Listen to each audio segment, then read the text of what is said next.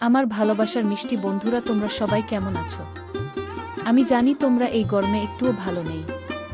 তাই তোমাদের মনকে শীতল করতে আমি লামিয়া চলে এসেছি নতুন একটি মজাদার গল্প নিয়ে। আজকের গল্পটি শুনলেই তোমাদের পাইপ দিয়ে জল বের হয়ে যাবে। তাই গল্পটি শোনার আগে অবশ্যই হেডফোন ব্যবহার করো। আমার স্বামী আমার সাথে মিথ্যা ভালোবাসার নাটক করে আমাকে বিয়ে করে। আমি তা বুঝতে পারিনি। তারপর বিদেশি 4জন লোকের হাতে আমাকে তুলে দিল। বিদেশি 4জন লোক আমাকে তাদের দেশে নিয়ে গেল। তারপর বিদেশি 4জন লোক আমার সাথে।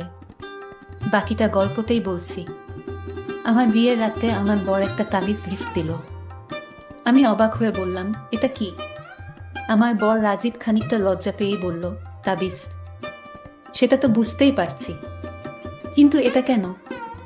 সময় আসুক, বুঝবা। আমার ভীষণ রাগ লাগলো। বান্ধবীদের কাছে এত এত গল্প শুনেছি বিয়ের রাতে তাদের বর হীরার আংটি, রূপার নেকলেস এসব কিছু উপহার দেয়, আর আমি কিনা পেয়েছি তাবিজ। তাও খুব দামি কোনো তাবিজ না, সস্তা টিনের কালো সুতা পরানো তাবিজ। সুতাটাও ছোট। ওটা গলায় দেয়া যাবে না, হাতে বাঁধতে হবে। রাগে সে রাতে আমার ঘুম আসলো না। রাজীব খানিকক্ষণ মিষ্টি মিষ্টি কথা বলে আমার ঘুম ভাঙাতে চেষ্টা করল, কিন্তু আমি তার কথা না শুনে ঘুমিয়ে পড়লাম। কারণ আমার নিজের ভিতর রহস্য লাগছিল যে আমার স্বামী আমাকে কেন তাবিজ উপহার দিল, তার উদ্দেশ্যটা কি। আর আমার উঠল রাগ, নিজের উপর, নিজের কপালের উপর। কেন যে এই ছেলেটার প্রেমে পড়তে গেলাম? কেন যে বাবা মার অমতে একে বিয়ে করতে গেলাম? আমার বাবা মা বিয়েতে অমত করলেও বিয়ের অনুষ্ঠানে উপস্থিত ছিলেন। কন্যাদানের ব্যাপার স্যাপার সব সুন্দর মতোই সমাধান করেছেন। যাওয়ার আগে মা আমাকে ধরে অনেক কান্নাকাটি করেছেন। কাঁদতে কাঁদতে বলেছেন, এত আদরে বড় হয়েছিস তুই, এরকম গরিব ঘরে গিয়ে থাকবি কেমন? আমিও কাঁদতে কাঁদতে মাকে জড়িয়ে ধরে বলেছি, আমি থাকতে পারবো না, তুমি শুধু দোয়া করো। বড় মুখ করে একথা বলে এলেও ওদের বাড়ি এসে বেশ ধাক্কা খেয়েছি। রাজীবদের বাসা আমি আগে দেখিনি। বাসাটা মোটামুটি বড়, কিন্তু আগের আমলের। রাজীবের দাদার যখন কিছু টাকা পয়সা ছিল তখন তিনি জমি কিনে বাসাটি করেন, কিন্তু বাসাটা করার পরপরই তাদের অবস্থা পড়ে যায়। অনেকে বলে এই বাসা করতে গিয়ে ধার দেনা করে অভাবে পড়ে ওদের পরিবার। অত টাকা পয়সা না থাকলেও কেন ধার দেনা করে রাজীবের দাদু বাসাটা করতে গেলেন তা কেউ জানে না। এই বিরাট বাসায় মাত্র 4 রুমে মানুষ থাকে, আর অন্য রুমগুলো পুরোপুরি খালি। দোতলার এক রুমে থাকে রাজীবের বাবা মা, উনাদের রুমটাই সবচেয়ে ছোট।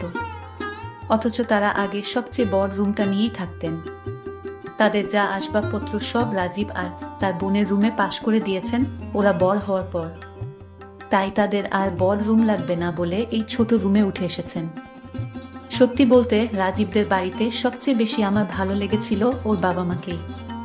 কি ভীষণ অমায়িক দুজন মানুষ, তাদের সাথে সারা জীবন এমন বড় বাড়িতে কেন উড়ে ঘরেও থাকা যায়। এরপরের রুমটা নুসরাতের। নুসরাত রাজীবের ছোট বোন, অনার্স ফাইনাল ইয়ারে এখন। ওর জন্য ছেলে খোঁজা হচ্ছে, ভালো ছেলে পেলেই বিয়ে দেওয়া হবে। নুসরাত আমার সাথে খুবই ভালো ব্যবহার করলো, কিন্তু আমার কেন যেন মনে হলো ও আমাকে পছন্দ করে না। আমার স্বামীর সাথে এই রুমে থাকতে হবে এখন থেকে, ভাবতেই কেমন যেন লাগছে। আর দোতলার আমাদের উল্টো পাশের সবচেয়ে বড় রুমটা রাজীবের ফুফুর। তিনি আর তার মেয়ে এখানে থাকেন। ফুফুটি বিধবা, মেয়ের ছোট বয়সেই তার স্বামী মারা গিয়েছিলেন।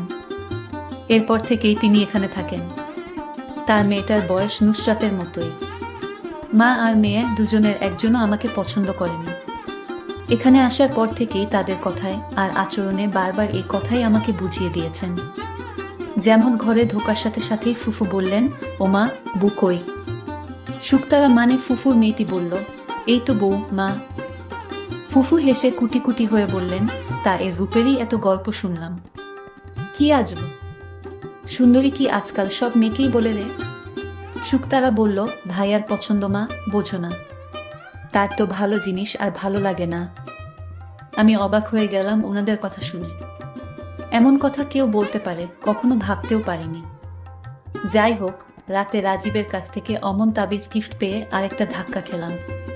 তখন বারবার বাবা মার কথা মনে হচ্ছিল। তারা ঠিকই বলেছেন, আমি এ বাড়িতে থাকতে পারবো না। এদের মানসিকতার সাথে আমার মানসিকতা হয়তো যাবে না। আমি ঘুমিয়ে পড়েছিলাম। ঘুম ভাঙলো মাঝরাতে। কেন ঘুম ভাঙলো বুঝতে পারছিলাম না। পুরো বাড়ি অন্ধকার, কিছু দেখা যায় না। কিছুক্ষণ শুয়ে থাকতেই চোখে অন্ধকার সয়ে এলো। এখন একটু একটু দেখতে পাচ্ছি। আমি রাজীবকে ডাকলাম, এই শুনছো? এই! রাজীব হুম হুম কেমন একটা আওয়াজ করে আবার ঘুমিয়ে পড়ল। আমি আবার ওর গা ধরে ঝাঁকি দিলাম, এই রাজীব, এই উঠো। রাজীব ধর্মর করে উঠে বলল, কি কি হয়েছে? আমি বললাম, আমি বাথরুমে যাব। একটু বাথরুমে নিয়ে চলো। রাজীব আমাকে বাথরুমে নিয়ে চলল। ওদের বাড়িটা একটু পুরনো আমলের তো, অ্যাটাচড বাথরুম বলে কিছু নেই। বারান্দার শেষ মাথায় বাথরুম। রাজীব বারান্দার লাইট জ্বালিয়ে আমাকে বারান্দার শেষ মাথায় নিয়ে গিয়ে বলল, তুমি ভেতরে যাও। আমি বাইরে দাঁড়াচ্ছি। আমি বাথরুম থেকে বের হলাম। দেখি বারান্দা অন্ধকার। রাজীব নেই। ওদের বাড়ির আশেপাশে তেমন বাড়ি বা ল্যাম্পপোস্টও নেই যে বারান্দাটায় একটু আলো আসবে। আজকে রাতে বুঝি অমাবস্যা, চাঁদও নেই। বারান্দায় ঠিক অন্ধকার। আমি বাড়ির দেওয়াল হাতড়ে একটু একটু করে আমাদের রুমের দিকে যেতে থাকলাম। রুমের সামনে এসে একটু সাবধানে দরজা খুলে দেখে নিলাম আমাদের রুম কিনা। অন্য কারো রুমে ঢুকে পড়লে সমস্যা হয়ে যাবে। হ্যাঁ, আমাদেরই রুম। রাজীব ঘুমিয়ে আছে। ঘুমের ঘোরে আমাকে রেখেই চলে এসেছে, আমার বাথরুম থেকে বের হওয়ার জন্য অপেক্ষা করেনি। আমি রুমে ঢুকতে যাচ্ছি, আমি তাকে বালিশ দিয়ে মুখে ছুঁড়ে মারি। হঠাৎ সে লাফিয়ে ঘুম থেকে উঠল। রাজীবের মুখটা চুপসে গেল ভয়ে। আমাকে বলল, তাড়াতাড়ি এসে শুয়ে পড়ো, রাত অনেক হয়েছে। আমি বিছানায় এসে শুলাম।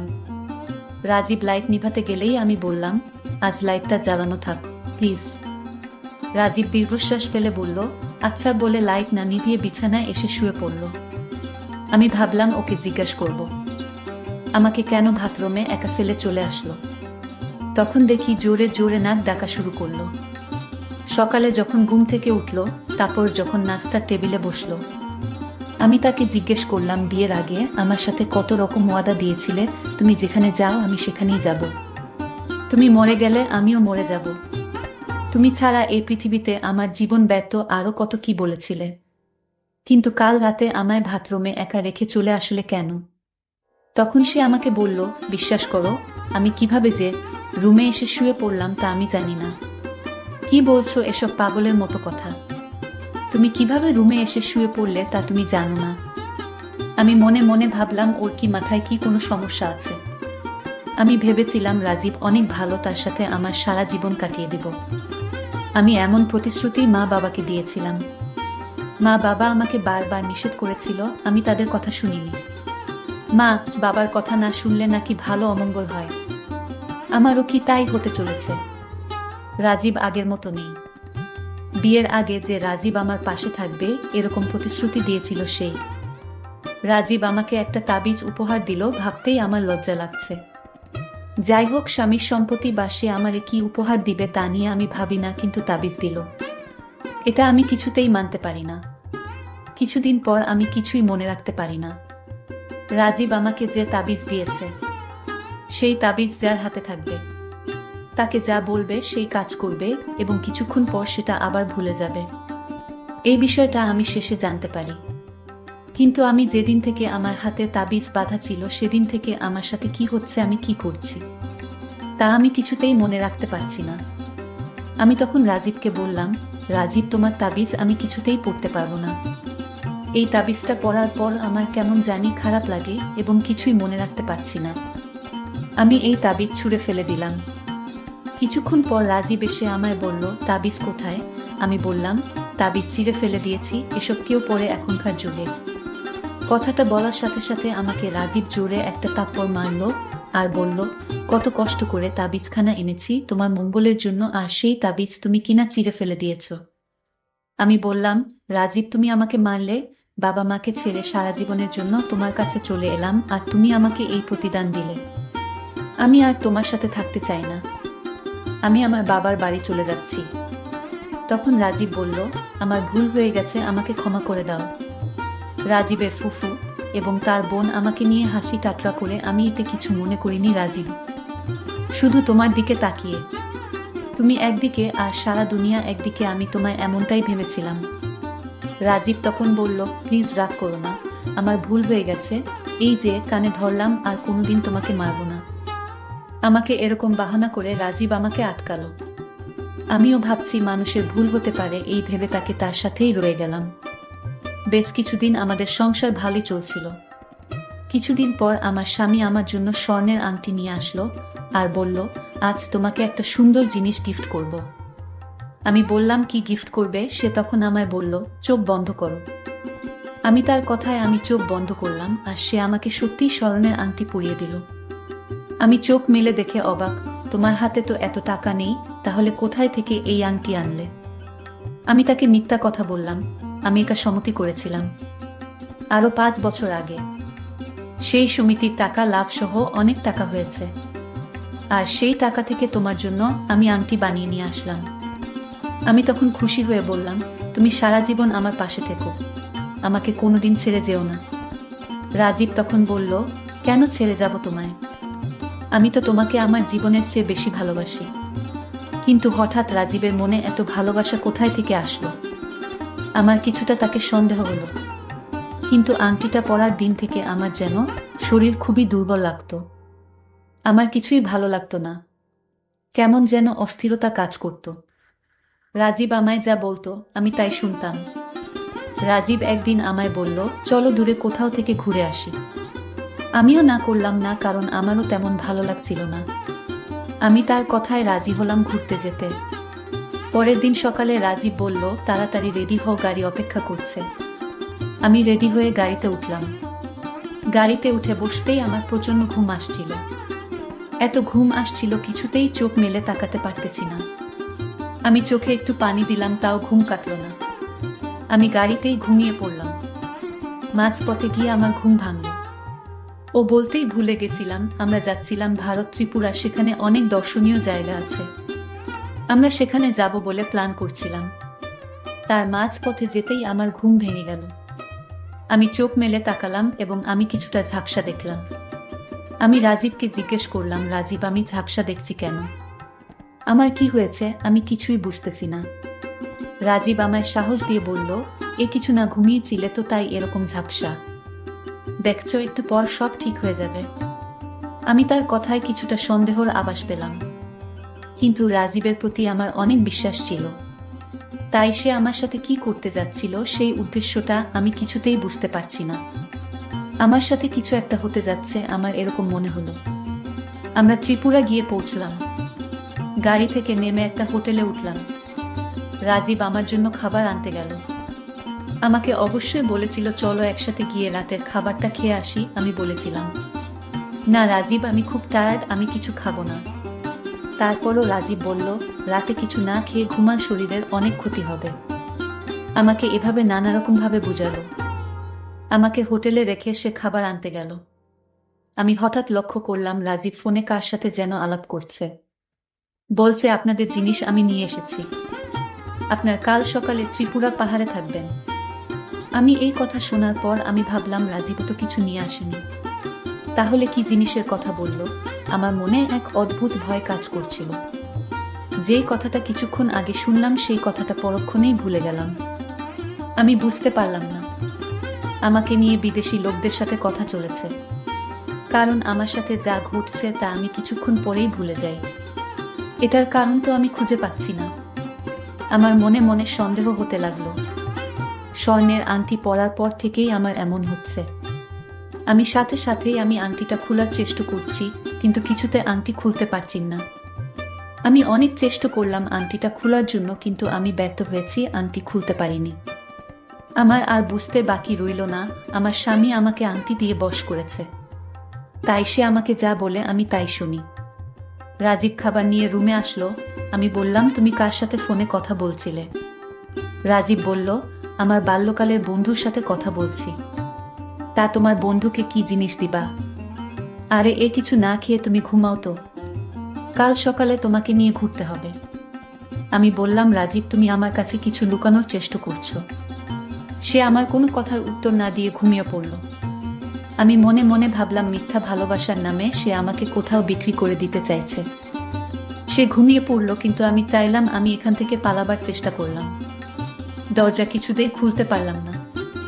দরজা খুলতে পারিনি, তার একটাই কারণ, আমার হাতে আংটি পরা সেই জন্য। এই আংটির ভিতরে অবশ্যই কিছু মন্ত্র পড়া আছে। আমাকে আংটি পরিয়ে আটকিয়ে রেখেছে। সকাল হলো, আমাকে নিয়ে রওনা হলো ত্রিপুরা। আমি রাজীবকে বললাম, রাজীব, আমার কিছুই ভালো লাগছে না, তুমি আমায় একটু হেল্প করবা? সে বলল, কি বলো? আমি বলেছিলাম আমার হাতের আংটিটা খুলে দাও। সে সাথে সাথে বলল, এই আংটি টাকা দিয়ে কিনে এনেছি কি না পরে থাকার জন্য।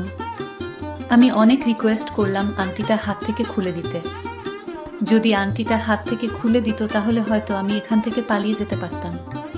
কিন্তু এই আংটি দিয়ে আমাকে তার জালে বন্দি করে রেখেছে। যা করতে হয় রাজীবকে বলে করতে হয়। রাজীব এমন হবে আমি ভাবতেও পারিনি। তারপর আমরা ত্রিপুরা গিয়ে পৌঁছলাম এবং সেখান গাড়ি থেকে নামলাম। তখন দূর থেকে 4 জন বিদেশি লোক আমাদের দিকে আসতে লাগলো। কাছে এসে রাজীবকে জিজ্ঞেস করলো কোথায় সে। আমাকে লক্ষ্য করে বলল, আমার পাশে দাঁড়িয়ে আছে আমার স্ত্রী। 4 জন লোক রাজীবকে এক সুইটকেস টাকা হাতে তুলে দিল। আমি শুধু তাকিয়ে দেখছিলাম, কিছুই বলতে পারিনি। তখন 4 জন লোক আমাকে তাদের গাড়িতে তুলে নিয়ে চলে যেতে লাগলো। রাজীব আমাকে টাকা দিল। আমি তাদেরকে জিজ্ঞেস করলাম আমাকে কোথায় নিয়ে যাচ্ছেন। তারা বলল, চুপ থাক, কথা বলবি না, সব জানতে পারবি। 4 জন বিদেশি লোক আমাকে বিমানে উঠালো। আমি শুধু তাকিয়ে দেখছিলাম। আমাকে নিয়ে গেল নাইজেরিয়া দেশে। আমি তাদেরকে বললাম, আমাকে এখানে আনলেন কেন? আমি আপনাদের তো কোনো ক্ষতি করিনি। আমি কান্না করে বললাম, প্লিজ আমাকে নিজের দেশে দিয়ে আসুন। তখন 4 জনের মধ্যে একজন লোক আমাকে বলল, আজ থেকে এটাই তোর দেশ, তুই এখানেই থাকবি এবং আমাদের 4 জনের সেবাযত্ন করবি। আজ থেকে এটাই তোর চাকরি। আমাদের কথার অবাধ্য হলে ভালো হবে না। আমি ভয় পেয়ে বললাম, ঠিক আছে, আমি আপনাদের কথা শুনব। তারপর রাত হলো, আমার কিছুতেই ঘুম আসছে না। তখন 4 জনের মধ্যে একটি লোক 12 ইঞ্চি একটা ছোট ল্যাপটপ আমার সামনে এনে দিল এবং ল্যাপটপে একটা ভিডিও ছেড়ে দিল। ভিডিওটি দেখার সাথে সাথে আমি হাউমাউ শব্দ করে কান্না করতে শুরু করি। আমি অজ্ঞান হয়ে পড়ি। আমার যখন জ্ঞান ফিরল তখন আমার উঠতে কষ্ট হচ্ছিল। আমার শরীরের কোনো শক্তি পাচ্ছিলাম না। আমি বুঝতে পেরেছিলাম আমার সাথে কি হয়েছিল, কিন্তু আমার মনে একটাই প্রশ্ন, আমার স্বামী আমার সাথে এমন প্রতারণা কেন করলো? আমি 4 জনের একজনের কাছে অনুরোধ করছিলাম যে কিসের জন্য আমার স্বামী আপনাদের হাতে আমায় তুলে দিল, এতে তার কি লাভ, এটা জানার জন্য। তখন তাদের মধ্যে থেকে একটি লোক আমাকে একটি চিঠি দিয়ে বলল, তোর স্বামী আমাদেরকে এই চিঠিটা দিয়েছিল। আমি চিঠিটা খুলে যা দেখলাম তা দেখে আমার মনে হলো আকাশ ভেঙে আমার মাথায় পড়ল। আমি চিঠিটা পড়লাম, তাতে লেখা ছিল, প্রিয় নিশি, আমি জানি তুমি ভালো নেই, কারণ তুমি যেখানে আছো সেখানে ভালো থাকার কথা না। আমি তোমার সাথে প্রেমের নাটক করেছি। ভালোবাসার নাটক করার উদ্দেশ্য ছিল আমি তোমাকে ওদের হাতে তুলে দেওয়া, কারণ আমি তোমাকে সত্যিকারে ভালোবাসিনি। আমি জানি এই কথাগুলো শুনে তোমার খুব কষ্ট হবে, কিন্তু এছাড়া আমার কোনো উপায় ছিল না। আজ থেকে 5 বছর আগে আমার বোন তোমার বড় ভাই রাকিবকে খুব ভালোবাসত, কিন্তু তোমার ভাই মিথ্যা ভালোবাসার নামে আমার বোনকে ধোঁকা দিয়েছে। আমার নিষ্পাপ বোনটি পৃথিবী ছেড়ে চলে গেলেও পারে। কেন তোমার ভাই এমনটা করলো বলতে পারো? আমি জানি তোমার কাছে কোনো উত্তর নেই, আর তাই আমার বোনের প্রতিশোধ নিতে তোমার সাথে আমি ভালোবাসার অভিনয় করি। আমি তোমার সাথে অভিনয়টা করতাম না, কিন্তু আমার বোনের আত্মা স্বপ্নে আমাকে এসে বলতো, ভাইয়া তুই প্রতিশোধ নে। আমি আমার বোনের আত্মার শান্তির জন্যই এই অভিনয় করেছি। এতে যদি আমার ভুল হয় তাহলে আমাকে ক্ষমা করে দিও। প্রিয় বন্ধুরা, আমি তোমাদের জন্য প্রতিদিন কষ্ট করে ভিডিও তৈরি করি। যদি আমার ভিডিওগুলো ভালো লাগে তাহলে আমার চ্যানেলটি সাবস্ক্রাইব করে পাশে থাকবেন। ধন্যবাদ।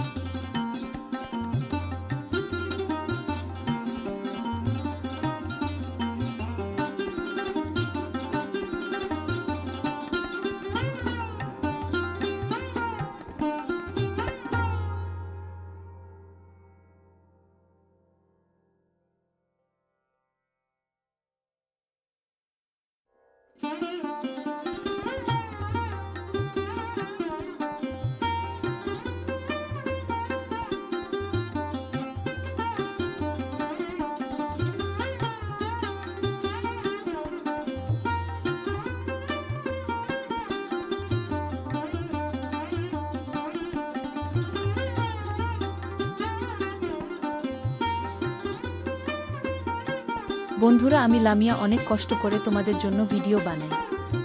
আর পরবর্তী গল্পে আমি আমার ইমো নাম্বার দিব এবং তোমরা সবাই আমার সাথে ভিডিও কলে কথা বলতে পারবা। শুধুমাত্র যারা আমার চ্যানেলটিকে সাবস্ক্রাইব করবে আমি তাদের সাথে ভিডিও কলে কথা বলবো।